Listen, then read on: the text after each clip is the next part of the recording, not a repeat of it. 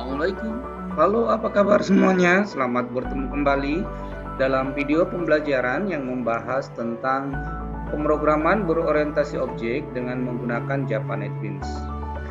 Dalam video kita kali ini masih merupakan kelanjutan dalam video praktikum ke-9 yang membahas tentang penggunaan JTable di dalam aplikasi form atau aplikasi GUI form yang sudah kita buat. Setelah dalam video praktikum ke-8 kita membahas tentang bagaimana membuat koneksi database ke MySQL dan membuat coding di dalam tombol simpannya. Nah, dalam video praktikum ke-9 kita sudah menjelaskan bagaimana membuat dua buah kelas di dalam paket table yang nantinya kedua kelas itu yaitu kelas data kasir dan tabel data kasir itu akan kita impor masuk ke dalam form GUI yang kita buat ini. Nah, sebelum kita masuk ke dalam pembuatan codingnya, maka saya perlihatkan dulu bagaimana tampilan dari program yang akan kita buat. Ini saya run dulu, saya klik kanan, kemudian saya run. Maka nanti program yang akan kita buat tampilannya seperti ini. Data yang kita input akan langsung terdisplay di dalam JTable yang sudah kita buat tadinya. Dalam video ke-9, praktikum ke-9 kemarin, sudah dijelaskan apa nama daripada JTable kita ini, yaitu TBL kasir. Saya coba menginput data 1 ya. Saya kasih 800.000, tidak punya kasir. Nah, setelah kita input ini, kita tinggal klik proses untuk menghitung potongan diskonnya berapa dan total bayarnya berapa. Kalau kita tekan tombol simpan atau klik tombol simpan, maka nanti datanya akan langsung terdisplay di dalam. Nah, ini yang akan kita buat. Setelah kita mengatur judul kolomnya ini, yang kita atur di dalam kelas tabel data kasir, kemudian source datanya masing-masing kita sudah tentukan juga di dalam tabel data kasir, di mana sudah diimpor juga get dan setnya masing-masing dari tabel dari kelas data kasir. Nah, sekarang kita langsung membuat codingnya ya.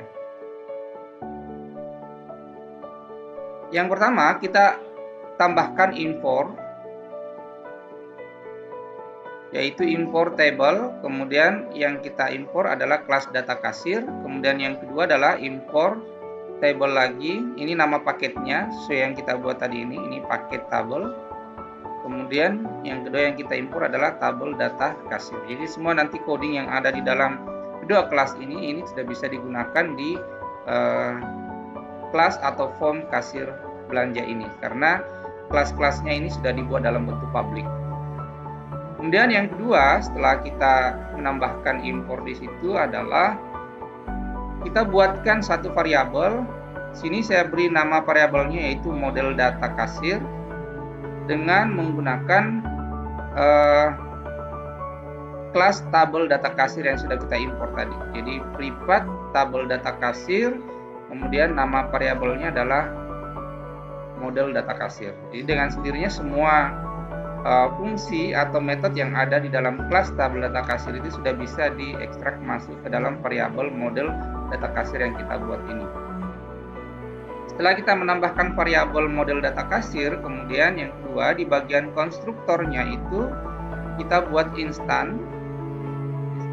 instansiasi dengan nama tabel data kasir ini dengan menggunakan variabel model data kasir tadi. Jadi model data kasir sama dengan new lalu tabel data kasir. Kemudian set model untuk model data kasir itulah yang akan digunakan di dalam JTable kita yang tadinya sudah kita change variable name dengan nama tabel kasir. Ini kita tambahkan ada 2. Dan satu lagi yang kita tambahkan nanti itu adalah kita mau refresh atau memanggil fungsi tampil, dan ini yang akan kita buat selanjutnya nanti. Fungsi tampil ini adalah fungsi yang nantinya di dalam akan berisi tentang pengaturan data yang akan masuk ke dalam JTable kita nanti. Ini penambahan 3 coding di dalam konstruktor kita selain penambahan daripada pembuatan variabel di atas. Setelah selesai, maka buatlah metode dengan nama metode tampil seperti yang ada di atas tadi. Kita buatkan dulu metode tampil seperti ini codingnya. Jadi privat void tampil, kemudian kita cek dulu apakah tabel dalam database kita hitung berapa jumlah baris dan kolomnya ya. Ini kita sudah try. Kemudian integer baris, variabel baris sama dengan kita menghitung berapa jumlah baris di dalam tabel kasir dengan menggunakan get row count-nya. Get row count tadi di dalam kelas data kasir itu ada sebanyak 5 ya. Nah, sekarang tinggal dibuat looping sebanyak jumlah datanya yang ada, yaitu for integer i sama dengan 0 sampai i lebih kecil dari jumlah barisnya. Jadi kalau misalnya data di dalam tabel kasirnya ada sebanyak 1 atau 2 saja, maka dia akan looping sebanyak 2 kali. Kemudian i++. Jadi model data kasir titik delete 0, jumlah barisnya berapa dari sini. Jadi kan dia menghitung nanti di get column count-nya ya. Nah, kemudian kita buat perintah SQL untuk menampilkan data ke dalam tabelnya. Jadi string SQL sama dengan perintahnya itu select bintang from bayar. Jadi kita tampilkan semuanya. Lalu kita result set ke variabel rs. Script execute query-nya di yang perintah di dalam variabel SQL tadi, yaitu select bintang from bayar. Itu yang akan dieksekut. Nah, setelah itu dibuat looping untuk menampilkan datanya. Kenapa harus looping? Karena kalau datanya ada 3, berarti kan dia harus looping sebanyak 3 kali untuk menampilkan data di dalam tabel kasirnya. Nah, kita buat data kasir. Ini nama kelasnya ini, yang ada ini, data kasir. Variabelnya adalah kasir. Variabelnya, kemudian instansiasinya adalah new, kemudian data kasir. Nah, selanjutnya tinggal diatur masing-masing setiap kolom. Jadi variabel kasir ini selalu digunakan di sini kasir titik set nama. Ingat set nama ada di sini di data kasir ya. Kemudian rs titik laksanakan perintah eksekusi ini select bintang from. Kita gunakan get string. Get string untuk kolom pertama yaitu untuk set nama, karena nama dia bertipe string, sama dengan kartu ya, dia juga bertipe string. Tapi kalau jumlah diskon dengan total nanti pakai get int karena dia bertipe integer. Dari mana kita lihat dia bertipe integer? Perhatikan di sini, di coding sini ya. Ini dia bertipe integer. Sehingga di bawahnya parametersnya itu juga dia menggunakan parameter jumlah dengan tipe integer. Kemudian tipe untuk get jumlahnya juga integer. Ya, seperti itu.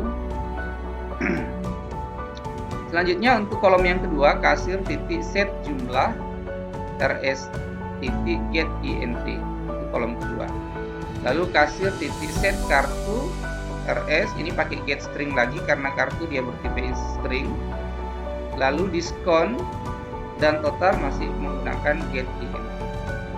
Nah, setelah itu baru kita masukkan ke variabel ini, model data kasir, titik kita add datanya masuk sesuai dengan variabel kasir.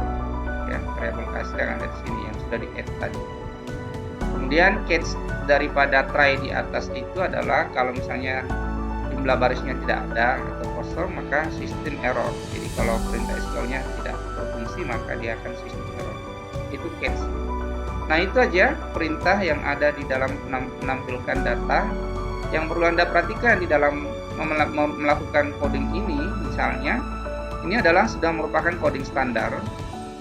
Kalau yang ini kita sesuaikan dengan tipe data yang sudah dibuat di atas tadi. Ya, tipe data itu yang ini. Ya, jadi kalau misalnya Anda menggunakan variabel di sini variabel A, maka di sini juga A, jadi juga A. Jadi maksud saya tadi variabel ya, bukan tipe data. Jadi sini juga harus A. Nanti di bawah tinggal digunakan A juga di sini. Sesuai dengan nama variabel yang kita buat dari kelas tabel data kasir tadi. Nanti tinggal di add masuk ke dalam. Nah, oke, setelah itu Kemudian berikutnya yang perlu juga Anda perhatikan di sini adalah data kasir ini adalah sesuai dengan nama kelasnya yang diimpor. Sama, kalau ini variabel saja, bebas menggunakan variabel apa saja. Dan perhatikan penggunaan SQL-nya, karena ini kan untuk menampilkan data ke dalam JTable, maka kalau kita menampilkan semua data berarti kita gunakan select bintang ya. Tampilkan semua data dari tabel bayar. Jadi ini bayar ini sesuai dengan nama tabel kita yang sudah kita buat. Jadi kita lihat dulu tabelnya. Nah, ini tabel bayar. Jadi apapun nama tabel yang Anda pakai itu yang Anda select di sini. Nama tabelnya ya. Misalnya ada yang menggunakan nama tabelnya pembayaran, maka di sini juga harus pembayaran. Kan tampilkan semua data dari tabel pembayaran misalnya ya, sesuai dengan nama tabel kita. Kalau nama database-nya itu kan sudah digunakan di dalam koneksi database-nya. Itu. Nah, kalau sudah, jadi tadi kita sudah refresh atau kita sudah panggil metode tampil ini di konstruktor. Ini hanya akan dibaca pada saat program pertama kali dijalankan. Nah, bagaimana caranya supaya kalau kita mengklik tombol simpan, kemudian data yang baru diinput itu juga langsung masuk ke dalam tabel kita. Maka tinggal ditambahkan juga ini. Kita refresh juga metode temple di sini. Di bagian bawah setelah J option pane di sini. Ya, tambahkan di sini tampil. Gitu.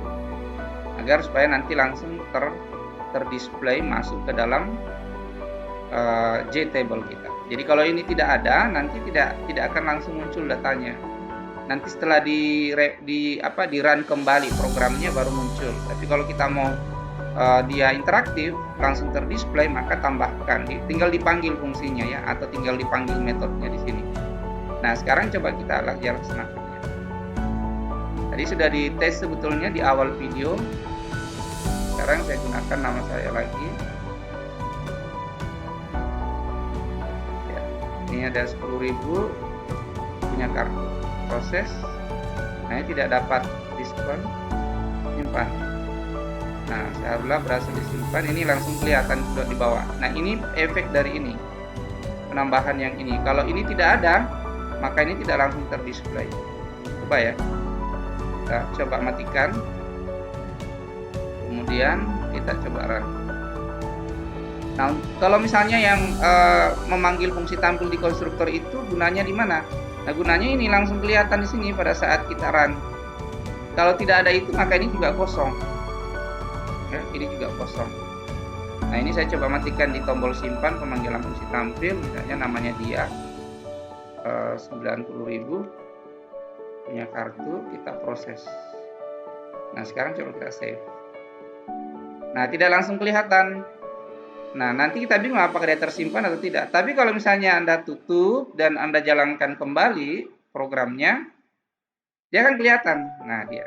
Kenapa? Karena di konstruktor itu ada pemanggilan fungsi tampil. Jadi supaya dia kayak semacam interaktif, langsung kelihatan, maka kita panggil juga fungsinya di sini. Ya. Sebelum masuk ke bagian catch ya, sebelum ditutup dari try-nya di sini, masuk ke catch, itu sudah digunakan fungsi tampil seperti itu. Oke, sekian dulu ya video kita. Jadi sudah lengkap semua coding kita untuk penggunaan tombol simpan dan kita hubungkan dengan JTable. Jadi silahkan diperhatikan. Jika ada pertanyaan yang belum dipahami, maka boleh ditanyakan melalui kolom komentar dalam video kita ini, atau bisa juga melalui forum grup diskusi kita. Sekian, assalamualaikum warahmatullahi wabarakatuh.